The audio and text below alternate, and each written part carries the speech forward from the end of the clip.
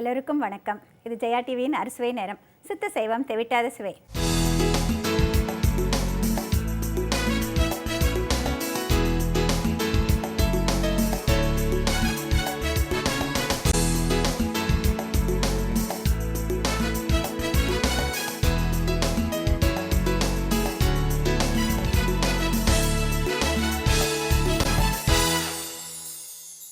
இப்போ வெயில் காலம் அப்படிங்கிறப்போ நம்ம தினமுமே இந்த வெயிலுக்கு உகந்ததாக என்ன உணவு சமைக்கலாம், என்ன மாதிரியெல்லாம் குழந்தைங்களுக்கும் பெரியவங்களுக்கும் அவங்க உடலை அந்த சூட்டை தணிச்சிக்கிறதுக்கு என்ன பண்ணலாம் அப்படின்னு சொல்லிட்டு நினச்சிட்ருப்பீங்க. அதுக்கு உகந்ததாக நம்மளுக்கு நேச்சுரலாக பழங்கள் இருக்குது, நிறைய விதமான காய்கறிகள் இருக்குது. அதாவது வாட்டரி வெஜிடபிள்ஸ், தண்ணீர் பதம் மிகுந்த காய்கறிகள் இருக்குது. அதெல்லாம் வச்சு விதவிதமாக சமைக்கிறது அப்படின்னு சொல்லி தந்துட்டுருக்கேன் இல்லையா? அந்த வகையில் இன்றைக்கி சம்மர் ஸ்பெஷலில் ஃபஸ்ட்டு நான் செஞ்சு காமிக்க போகிறது இளநீர் ஜெல்லி.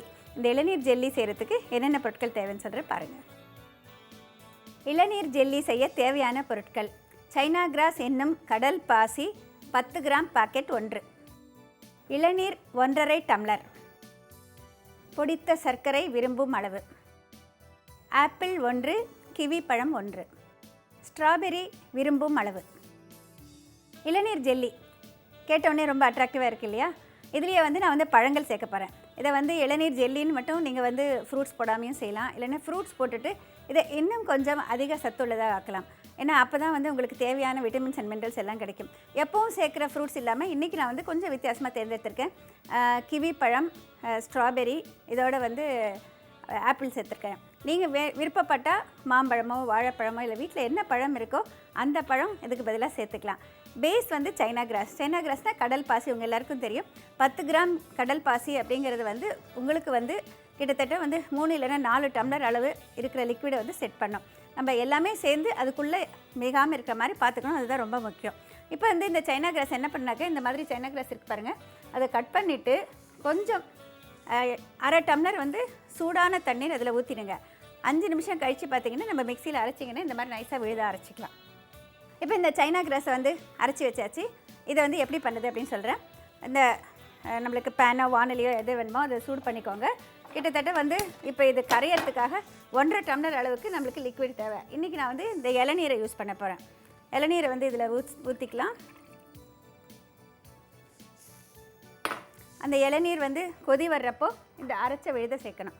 அரைச்ச விழுதை சேர்த்துட்டு அந்த அரைச்ச விழுதை இதோட கொஞ்சம் நேரம் வெந்ததுனாக்க உங்களுக்கு அது பளபளன்னு வரும். அதுக்குள்ளே நம்ம ஃப்ரூட்ஸ் எல்லாம் கட் பண்ணி வச்சுக்கலாம். இதுக்கு நான் சர்க்கரையை பொடிச்சு கொண்டு வந்திருக்கேன். பொடிச்சும் சேர்க்கலாம், இல்லைன்னா ரெகுலர் சர்க்கரையை இதுலேயே கரைச்சியாக போட்டு கரைச்சும் சேர்க்கலாம்.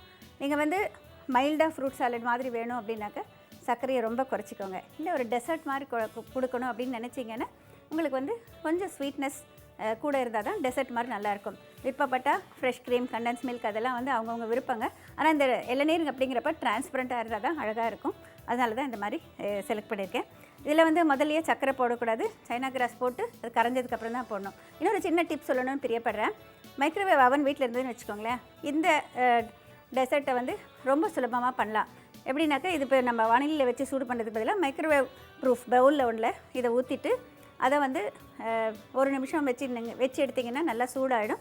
அதுக்கப்புறம் இந்த அரைச்ச சைனா கிராஸ் விழுத போட்டு மறுபடியும் ஒரு 5 நிமிஷம் மைக்ரோ பவர் ஹையில் வச்சு எடுத்திங்கன்னா நல்லா கரைஞ்சிடும். அதுக்குள்ளே மற்றதெல்லாம் ரெடி பண்ணி வச்சுக்கணுங்க. ஏன்னா இது உடனே செட் ஆகிடும். அதனால் முதலையே ரெடி பண்ணி வச்சுக்கணும். இது பாருங்கள், நல்லா பபிள்ஸ் வந்துருச்சு, கொதிக்க ஆரம்பிச்சிச்சு. இப்போ இந்த அரைச்சி வச்ச இந்த சைனா கிராஸ் சேர்த்துக்கலாம்.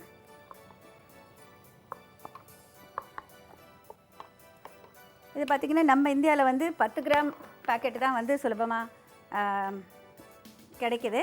இந்த சைனா கிராஸ் மாதிரி இருக்கும், ஷீட்ஸ் மாதிரி பொடி மாதிரி கிடைக்கிறதும் இருக்குங்க. ஆனால் அதில் ஃப்ளேவர் இருக்கும். அந்த ஃப்ளேவர் இருக்காமல் இருக்கிறது கிடச்சிதுன்னா நீங்கள் யூஸ் பண்ணிக்கலாம். அப்போ உங்களுக்கு குவான்டிட்டி டிஃப்ரென்ஸ் வரும். இப்போ இது கரையிறதுக்கு ஃபியூ மினிட்ஸ் ஆகுங்க. அதுக்குள்ளே நம்ம பழங்களை கட் பண்ணி இந்த மாதிரி பவுல் இருக்கு இல்லையா, இந்த பவுலை சேர்த்துக்கலாம். உங்களுக்கு என்னென்ன பழம் வேணுமோ அந்தந்த பழம் சேர்த்துக்கலாம். இப்போ இதில் க்ரீன் கலரில் ஒரு ஃப்ரூட் கிவி எடுத்திருக்கேன், ஸ்ட்ராபெரி, அப்புறம் ஆப்பிள் எடுத்திருக்கேன். உங்களோட விருப்பம், நீங்கள் எப்படி வேணால் யூஸ் பண்ணிக்கலாம். இப்போ கிவி ஃப்ரூட் அப்படிங்கிறப்ப நிறைய பேர் கிவி என்ன பண்ணுறதுன்னு தெரியல மேடம் அப்படின்னு சொல்லிட்டு கேட்குறாங்க. அது ஃபஸ்ட்டு நல்லா பழுத்திருக்கணுங்க, சாஃப்டாக இருக்கணும். நீங்கள் பாருங்கள், அது ஸ்வீட்டாக இருக்கணும். கொஞ்சம் இது லேசாக புளிக்கிற தன்மை, அதாவது நம்ம நாட்டில் கிடைக்கிறது கொஞ்சம் புளிப்பாக இருக்குது. ஒவ்வொரு நாட்டில் அந்தந்த சீசனில் அவங்கவுங்க நாட்டில் கிடைக்கிறது பார்த்திங்கன்னா அங்கே வந்து இனிப்பாக இருக்கும். வேற்று நாட்டில் வந்து அதுவே வர்றப்போ கொஞ்சம் புளிப்பான தன்மையில் இருக்கும். நம்ம நாட்டு மாம்பழம் பார்த்திங்கன்னா வேறு நாட்டில் வந்து அந்த அளவுக்கு சுவையாக இருக்காது. அங்கே இருக்கிற மாம்பழம் அந்த மாதிரி தான். இப்போ இதை வந்து கிவியை வந்து தோல் எடுத்துகிட்டு இப்படி ரவுண்ட் ரவுண்டாக கட் பண்ணணும்.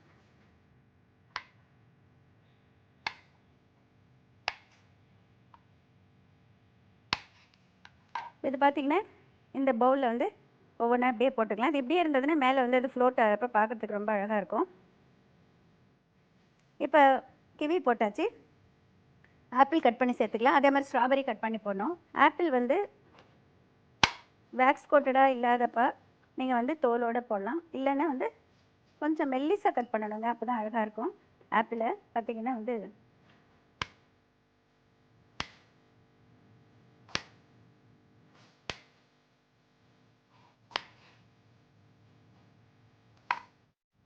இது பார்த்திங்கன்னா இந்த மாதிரி மெல்லிசாக வச்சுருக்கேன்.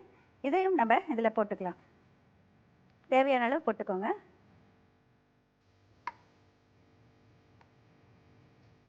வேணால் ரொம்ப சின்ன குட்டி குட்டி பீஸாகவும் போடலாம். இல்லை இப்படியே போட்டிங்கன்னா உங்களுக்கு வந்து அப்படியே ஃப்ரூட்ஸ் வந்து அப்படியே தெரியும் டிரான்ஸ்பரண்ட்டாக. இது வந்து வேக்ஸ் கோட்டட் இல்லை, அதனால் வந்து அதை அப்படியே சேர்க்குறேன். அடுத்ததாக ஸ்ட்ராபெரி, இதை நல்லா கழுவிட்டு இதையும் வந்து ஸ்லைஸ் பண்ணிக்கோங்க. இப்போ இந்த பக்கம் இது கரையிறதுக்கு கொஞ்சம் நேரம் ஆகும், இது கட் பண்ணுறதுக்கு கொஞ்சம் நேரம் ஆகும். அதுக்குள்ளே ஜெயா அரிசி நேரத்தில் ஒரு ஷார்ட் கமர்ஷியல் பிரேக்.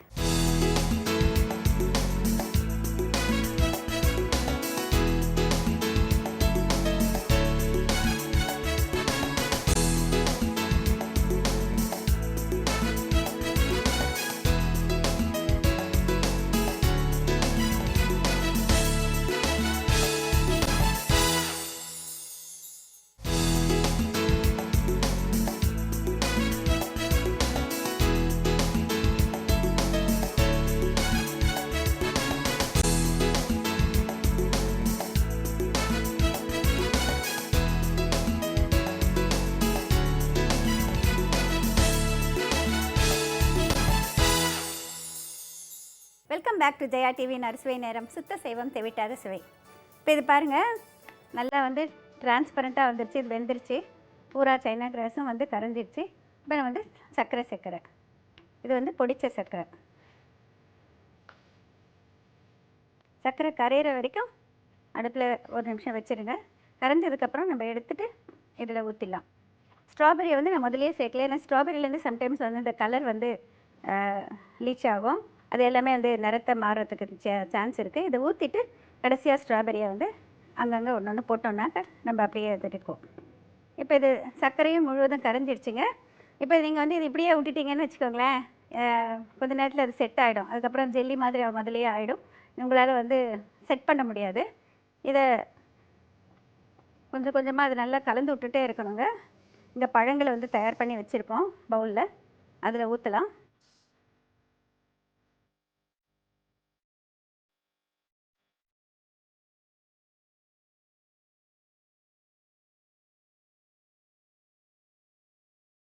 இப்போது இதில் ஊற்றியாச்சுங்க. நம்ம ஸ்ட்ராபெரி வந்து இதில் போட்டுடலாம். அது செட் ஆகிறதுக்கு முன்னால் போடணும். ரொம்ப நேரம் கழித்து போட்டிங்கன்னா அது செட் ஆகிடும். இது பார்த்திங்கன்னா அப்படியே அந்த செட் ஆனதுக்கப்புறம் அந்த டிரான்ஸ்பரண்ட்டாக அங்கங்கே அந்த ஃப்ரூட் வந்து அழகாக தெரியும். இப்போ இன்னும் ஒரு 5 மினிட்ஸ் இதை வச்சுருந்தோன்னாக்கா அது செட் ஆகிடும். அதுக்கப்புறம் நம்ம வந்து அதை தலைகீழ திருப்பி வச்சுட்டு திருப்பி போட்டுட்டு பரிமாறலாம். இல்லைன்னா அப்படியே எடுத்து நம்ம ஃப்ரிட்ஜில் வச்சுட்டு அதுக்கப்புறம் பரிமாறலாம். இப்போ இது பாருங்கள், நல்லா செட் ஆகிடுச்சு. நம்ம வந்து இதை வந்து தலைகீழாக திருப்ப போகிறோம். இதை அப்சைட் டவுன் இப்படி திருப்பிட்டு இந்த மாதிரி எந்த கிண்ணம் வேணுமோ அதை மேலே வச்சுக்கோங்க. அப்படியே தலைகீழாக திருப்புங்க. இப்போ வந்து திருப்பிட்டு கொஞ்சம் லூஸ் பண்ணிங்கன்னா அது தானே விழும்.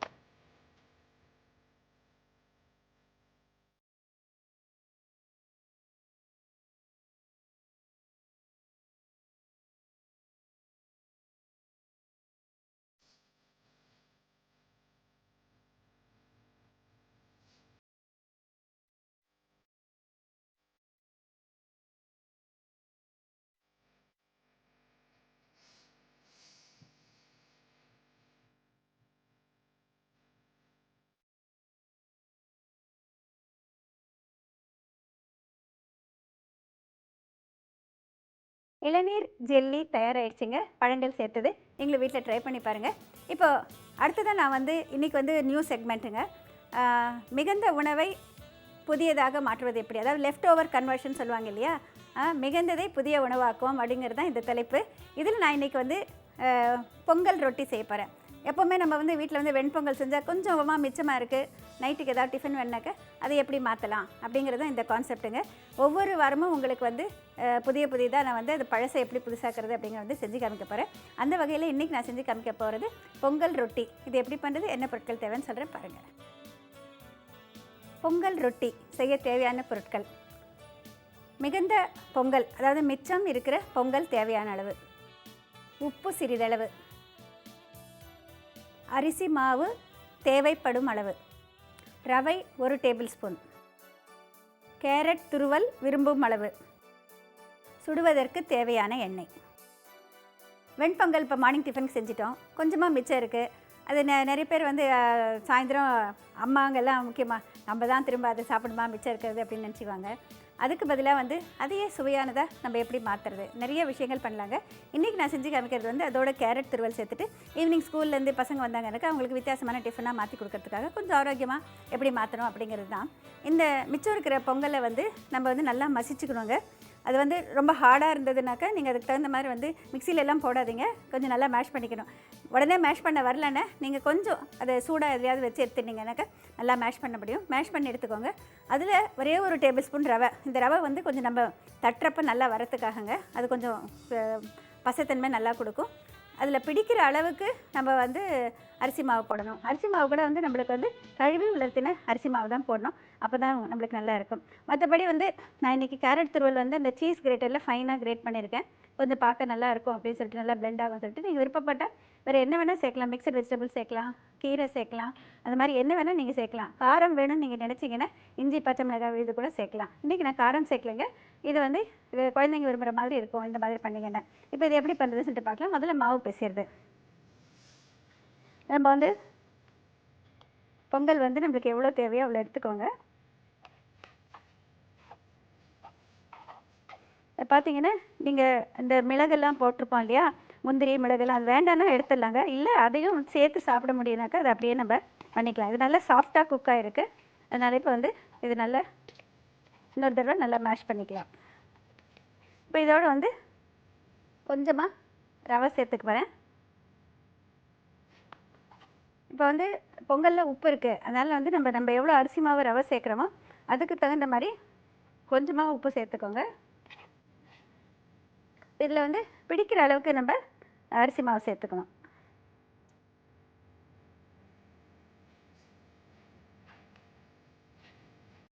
இதெல்லாம் சேர்த்து நல்லா கலந்துட்டு கடைசியாக நம்ம கேரட் துருவல் சேர்த்துக்கலாம். நீங்கள் பார்த்தீங்கன்னா பார்த்தோன்னே எப்படி இருக்கேன்னு சொல்லிட்டு தண்ணி ஊற்றிடாதீங்க. நம்ம பிசைய வந்து அது வந்து அப்படியே தளரும், நல்லா கெட்டியாக மாவு ஆகும். ஏன்னா அதில் இருக்கிற ஈரத்தன்மை வந்து இதில் வந்து அப்சார்ப் ஆகிற அளவுக்கு.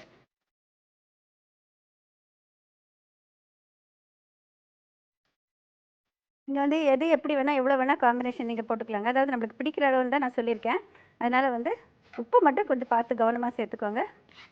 இதோடு வந்து கேரட் துருவலும் சேர்த்து பிசைஞ்சிக்கலாம். இதுலேயும் கொஞ்சம் மாய்ஸ்சர் கண்டென்ட் இருக்கும். முக்கியமாக நம்ம தெரிஞ்சுக்க வேண்டியது என்னென்னா, இதை பிசைஞ்ச உடனே நம்ம சுட்டணும், ரொம்ப நேரம் வச்சிருக்கக்கூடாது. நம்ம கைக்கு இதாகிறப்ப கொஞ்சமாக எண்ணெய் விட்டுக்கோங்க.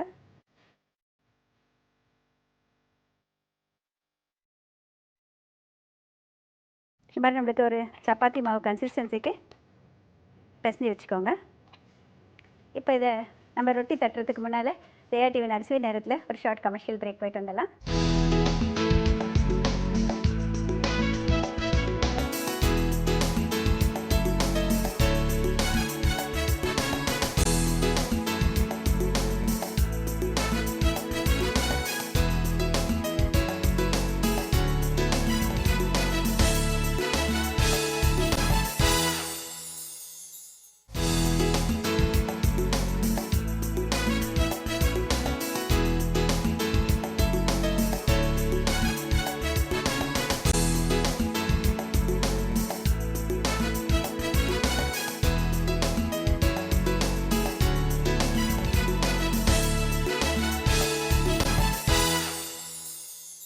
Welcome back. இது ஜெயா டிவியின் அறுசுவை நேரம். சுத்த சைவம் தெவிட்டாத சுவை.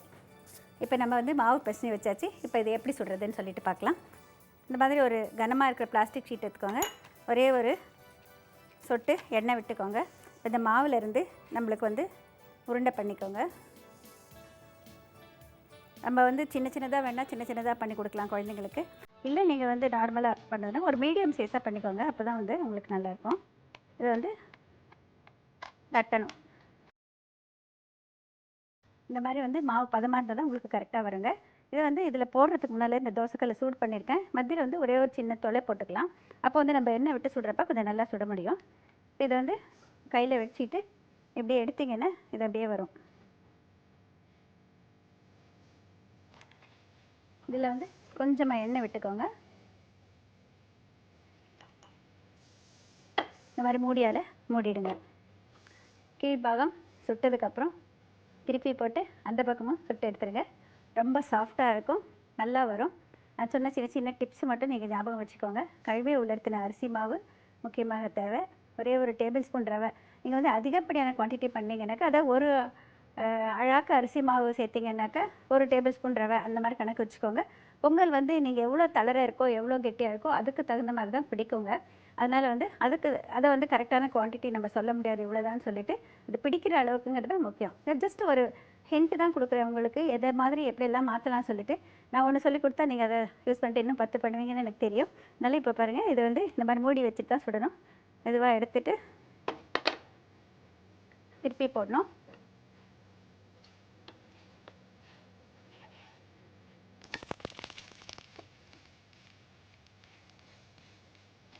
திருப்பி போட்டுட்டு இந்த பக்கமும் நல்லா சுட்டுட்டு எடுக்கணும். இது ஆல்ரெடி பொங்கல் அப்படிங்கிறதுனால ஆல்ரெடி அது வெந்தது அப்படிங்கிறதுனால இது வந்து நீங்கள் ரொம்ப நேரம் சுடணும் அப்படிங்கிற அவசியம் இல்லைங்க. ரொம்ப வந்து கிறிஸ்பாக அந்த மாதிரிலாம் வராது. சாஃப்டாக தான் இருந்தால் தான் நல்லாயிருக்கும்.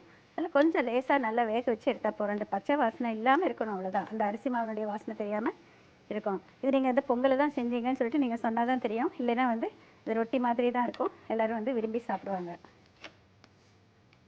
இதுக்கு வந்து தொக்கு ஏதாவது ஊறுகாய் மாதிரி வச்சு கொடுத்தாலே போதுமானது. சட்னி எல்லாம் கொடுக்கணுங்கிற அவசியமே இல்லைங்க. இதுலேயே காரம் போட்டிங்கன்னா நீங்கள் அப்படியே சாப்பிட்லாம். இப்போ இது வந்து ரெடி ஆகிடுச்சு பாருங்கள்.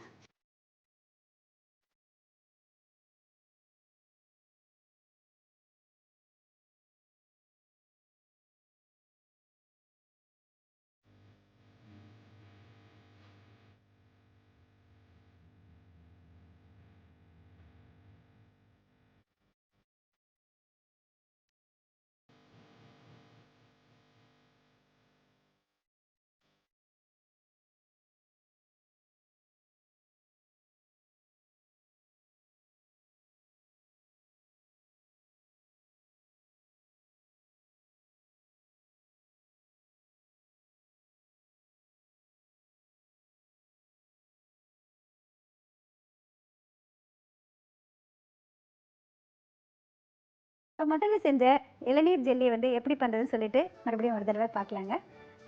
இளநீரை வந்து ஒரு வானலி இல்லைன்னா பேனில் ஊற்றிட்டு சூடு பண்ணுங்கள். அது நல்லா கொதி வர நேரத்தில் வந்து அரைச்சி வச்ச சைனா கிராஸை சேர்த்துக்கோங்க. அது நல்லா கரைஞ்சதுக்கப்புறம் பழப்பழன்னு வரப்போ சர்க்கரை, பொடிச்ச சர்க்கரை சேர்த்துக்கோங்க. அதுவும் நல்லா கரைஞ்சி வரணும். இதுக்குள்ளே வந்து நீங்கள் பழங்கள் என்னென்ன பழங்கள் போடணுமோ அதெல்லாம் பொடியாக எந்த மாதிரி வேணுமோ கட் பண்ணி வச்சுக்கோங்க. எந்த பவுலில் செட் பண்ணுமோ எல்லாமே ரெடியாக வச்சுக்கணும். இந்த கரைஞ்சதுக்கப்புறம் சைனா கிராஸ் ஜெல்லியை வந்து அதில் ஊற்றுங்க. 5 நிமிஷம் பார்த்திங்கன்னா வந்து நல்லா செட் ஆகிடும். அதுக்கப்புறம் ஃப்ரிட்ஜில் வச்சுட்டு நீங்கள் தலைகீழ திருப்பியோ இல்லை எப்படி வேணாலும் நீங்கள் கட் பண்ணிவிட்டு பரிமாறலாம். சின்ன சின்ன கப்பில் ஊற்றியும் பரிமாறலாம். ரொம்ப சுவையாக இருக்கும்.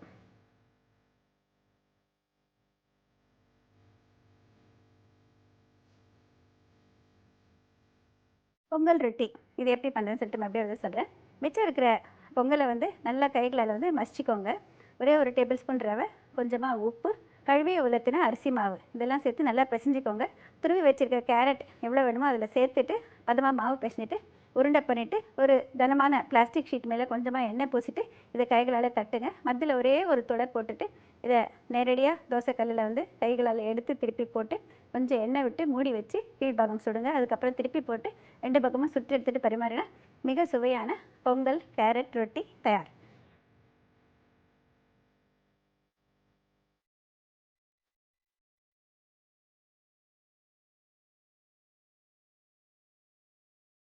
இன்றைக்கி உங்களுக்காக 3வது செக்மெண்ட் வந்து ஹெல்த் டிப்ஸ். ஆரோக்கியம் அப்படிங்கிறது பார்த்திங்கன்னா எல்லாருக்குமே இப்போ ரொம்ப தேவையாக இருக்குது. இதில் வந்து நிறைய பேர் நிறைய இடத்துல மீட் பண்ணுறப்ப கேட்குற கேள்வி தான் சொல்கிறேன்.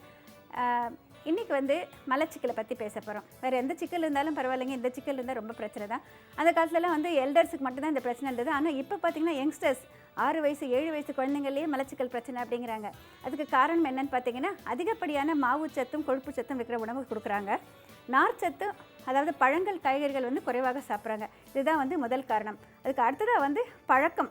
அவங்களுக்கு வந்து காலையில் எழுந்ததும் ஸ்கூலுக்கு சீக்கிரம் போகணுங்கிறப்ப லேட்டாக எழுந்திரிச்சு போக முடியாமல் இருக்கிறப்போ அந்த அடக்கிக்கிறாங்க பாருங்கள். போகிற வழியில் வந்தால் எங்கேயாவது ஸ்கூலில் போனாலும் போகக்கூடாதுன்னு சொல்லிட்டு அந்த மாதிரி அடக்கும் பழக்கம் வந்து மிக மிக கெடுதலை விளைவிக்கும். இவங்களுக்கெல்லாம் சீக்கிரமாகவே வந்து பிரச்சனை வந்துடும்.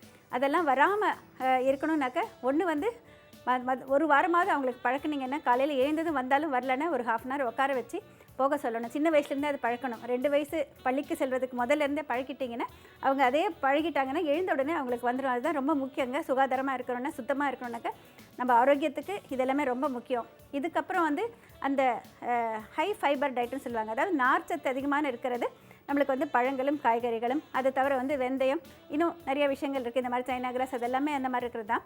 நீங்கள் வந்து அந்த மாதிரி இருக்கிற உணவு வந்து தேர்ந்தெடுத்து அவங்களுக்கு கொடுக்கணும். அந்த உணவும் சேர்றப்ப தான் உங்களுக்கு வந்து எந்த விதமான சிக்கலும் இல்லாமல் வரும். அடுத்ததாக இன்னொரு பிரச்சனை என்னென்னாக்கா ஸ்கூலுக்கு போகிறப்ப வந்து தண்ணீர் நிறைய பேர் வந்து குறைவாக குடிக்கிறாங்க குழந்தைங்க. ஏன்னா வந்து அடிக்கடி பாத்ரூம் போகணும்னு சொல்லிட்டு டீச்சர்கிட்ட கேட்டால் அவங்க அனுப்ப மாட்டேங்கிறாங்கிறது ஒரு பெரிய கம்ப்ளைண்ட்டாக இருக்குது. அதனால் வந்து அவங்க தேவையான அளவுக்கு தண்ணீர் குடிக்கணும். அது ரொம்ப முக்கியம். அந்த தண்ணீர் வந்து நாள் முழுவதுக்குமே நம்மளுக்கு தேவையான அளவு அப்பப்போ குடிக்கிறது ரொம்ப முக்கியம். அப்படி அவங்க அங்கே முடியல அப்படிங்கிறப்ப பள்ளியிலேருந்து வந்ததுக்கப்புறம் அவங்களுக்கு தண்ணீர் கொடுக்குறத பழக்குங்க. வயதான பெரியவர்களுக்கும் இது ஒரு பிரச்சனை தான். ஆனால் அவங்களுக்கு அதுக்கு தகுந்த மாதிரி நம்ம வந்து சாஃப்டாக இருக்கிற டயட்டை வந்து கொஞ்சம் மாற்றி கொடுக்கணும். அவங்க சாப்பிட்ற அளவுக்கு வந்து காய்கறிகளை நல்லா வேக வச்சு மசிச்சு கொடுக்கணும். அந்த மாதிரியெல்லாம் நீங்கள் பண்ணிங்கன்னா கட்டாயமாக வந்து இந்த மலச்சிக்கல் பிரச்சனையிலேருந்து மீளலாம். இந்த பிரச்சனை தான் இப்போ எல்லாருக்குமே வந்து மிக அதிகமான தாக்கப்பட்டு வந்திருக்கும் ஒரு பிரச்சனை. இதுலேருந்து வெளியே வர்றது நம்ம கையில் தான் இருக்குது. உணவு அப்படின்னு சொல்கிறோம். அந்த ஆரோக்கியத்துக்கு ஏற்ற உணவு வந்து நம்ம தேர்ந்தெடுத்து உண்ணால் எல்லாருமே ஆரோக்கியமாக இருக்க முடியும். இந்த மாதிரி பிரச்சனைகளிலிருந்து நம்மளை பாதுகாக்க முடியும். இன்றைக்கி பார்த்த வித்தியாசமான செக்மெண்ட்ஸ் உங்களுக்கு பிடிச்சிருக்குன்னு நினைக்கிறேன். நீங்களும் உங்களுடைய ஃபீட்பேக்கும் எங்களுக்கு கொடுக்கலாங்க. எப்போதும் போல் வந்து கடிதம் மூலமாக இல்லை இமெயில் மூலமாகவும் தெரியப்படுத்தலாம். மறுபடியும் அடுத்த வாரம் இதே மாதிரி ஒரு விறுவிறுப்பான ஒரு புதிய தொடரை உங்களுக்கு தர இருக்கிறோம். இந்த மாதிரி செக்மெண்ட்ஸோடு உங்களுக்கு ஆரோக்கியம் தரும் பல விஷயங்களை தெரிஞ்சுக்க போகிறீங்க. அதுவரை உங்களிடமிருந்து விடைபெறுவது உங்கள் மல்லிகா பத்ரிநாத். வணக்கம்.